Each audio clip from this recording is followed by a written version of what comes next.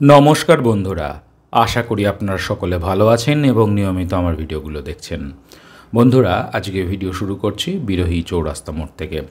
আপনারা জানেন বন্ধুরা, এর আগে আমার ভিডিওতে আপনারা নিশ্চয়ই খেয়াল করেছেন, বিরোহী চৌরাস্তা যেহেতু একটা লেন খুলে দেওয়া হয়েছিল ওভারপাসে, তো আমি একটা লেনের ভিডিও এর আগে আপনাদেরকে দেখিয়েছি, এই মুহূর্তে দেখাচ্ছি। এর আগে আপনাদের ডান দিকের লেনের ভিডিওটা দেখিয়েছিলাম, এই মুহূর্তে বাঁ দিকের লেনটা দেখাচ্ছি। আপনারা দেখতে পাচ্ছেন একদম নতুনভাবেই তৈরি করা হয়েছে এই বাঁ দিকের লেনটাকে। কারণ এই জায়গাটায় জানেন বন্ধুরা, যারা বিরোহীতে এসছেন, এখানে একটা যানজট হতো, সেই কারণেই এনএইচ কর্তৃপক্ষ এখানে কিন্তু এই ব্রিজটাকে তৈরি করেছে। শুধু যেখানে একটা ব্রিজ আছে তা নয়, তার সাথে একটা আন্ডারপাসও করা হয়েছে। কারণ এখানে একটা পুরনো মজে যাওয়া যমুনা ব্রিজ নদী ছিল, তার উপর একটা ব্রিজ তৈরি করা হয়েছে। তার সাথে মদনপুর স্টেশনে যাওয়ার জন্য একটা আন্ডারপাস করা হয়েছে।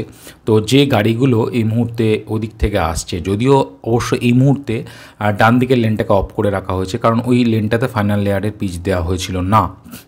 তো এখন এই মুহূর্তে ওই লেনটাতে ফাইনাল লেয়ারের পিচ দেওয়া হচ্ছে।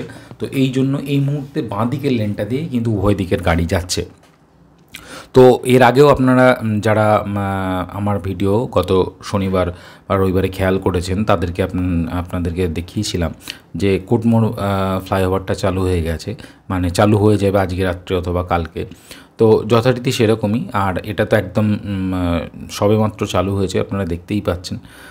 তো আপনারা সব সময় আমার কাছে কারেন্ট ভিডিও পাবেন বলবো না, কারণ আমি চেষ্টা করি আপনাদেরকে কারেন্ট ভিডিওটা দেওয়ার জন্য, যেটা যখন রাস্তার আপডেট আসছে সেটা তুলে ধরার চেষ্টা করি। যাই হোক বন্ধুরা, সেটার জন্য অনেক বন্ধুরা আমাকে সাপোর্ট করেন। নতুন বন্ধু যারা আছেন তারা অবশ্যই আমার চ্যানেলটা একটু সাবস্ক্রাইব করবেন, আমাকে সাপোর্ট করবেন। আর পুরনো বন্ধুরা যারা আছেন তাদেরকে তো কিছু বলার নেই। আর যদি আপনাদের কোনো সাজেশন থাকে বা মেসেজ থাকে নির্দ্বিধায় আমাকে জানাবেন। আমি দেখুন গাড়িটাকে আবার এখান থেকে ঘুরিয়ে নিলাম, ইউটার্ন নিয়ে নিলাম। এই দেখুন পাশের বাঁ দিকের লেনটা কিন্তু যথারীতি দেখুন পিচ দেওয়া হয়েছে, নতুন করে পিচ দেওয়া হচ্ছে, মানে ফাইনাল লেয়ারে পিচটা আর কি দেওয়া হচ্ছে। এই জন্য এই লেনটাকে এই মুহূর্তে বন্ধ করে রাখা হয়েছে। আর এই একটা লেন দিয়ে দুদিকের বোথ সাইডের গাড়ি কিন্তু চালানো হচ্ছে। তবে এই জায়গার ভিডিও আমি যখন গত উইকে দিয়েছিলাম, তখন আপনারা নিশ্চয়ই দেখেছেন দিন রাত্রি কীভাবে কাজ হচ্ছিল। বেশ এই জায়গাটা কিন্তু একটু চ্যালেঞ্জিং ছিল, কেননা এখানে বেশ অনেকটা কিন্তু টার্ন আপনারা দেখতে পাচ্ছেন, অনেকটা বেঁকে যাচ্ছে রাস্তাটা এখান থেকে। তো সেই কারণে যে পুরনো NH-12 রাস্তাটা ছিল, সেটা যখন নিচে দিয়ে ছিল, সেই রাস্তাটা কিন্তু একটা অংশ প্রায় বন্ধ করে কিন্তু এটা করতে হচ্ছে। তো সেই বন্ধ করার সমস্যার কারণেই কিন্তু এই পাশের বন্ধ করে যেহেতু কাজটা করা সম্ভব নয়, সেই কারণেই কিন্তু একটা লেন প্রথমে ওপাশের লেনটাকে খুলে দেওয়া হয়েছিল।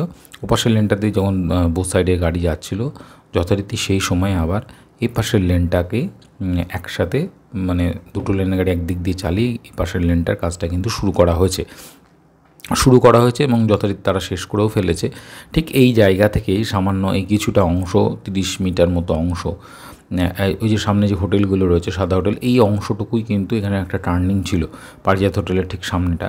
তো এইটুকু অংশই কিন্তু বেশ চ্যালেঞ্জিং ছিল কাজ করাটা। তো সেটা যাই হোক, সেটা কমপ্লিট করে ফেলেছে এবং তাড়াতাড়ি করেছে বলবো এই অংশের কাজটা।